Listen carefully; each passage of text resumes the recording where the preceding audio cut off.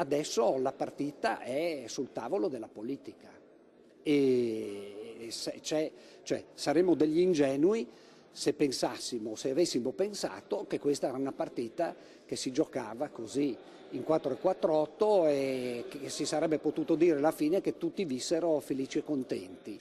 Ottimismo ma anche coscienza delle difficoltà di un cammino che si sapeva non facile, tante le reazioni al termine della seduta della consulta per l'autonomia del Veneto. Soddisfatta la presidente dell'ANCI regionale Maria Rosa Pavanello, che ha apprezzato soprattutto le parole del presidente Zaia sul coinvolgimento dei territori nell'attuazione dell'autonomia.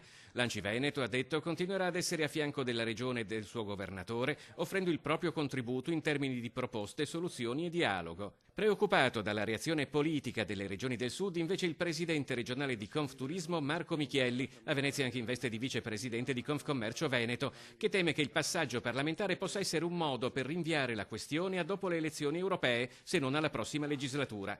E a Camera e Senato chiede tempi celeri il presidente regionale di Confindustria Matteo Zoppas. L'autonomia può essere un vero strumento di spending review, ha detto, trovando con tutte le regioni un accordo che non penalizzi lo status quo e definendo criteri e soluzioni di cui alla lunga beneficeremo tutti.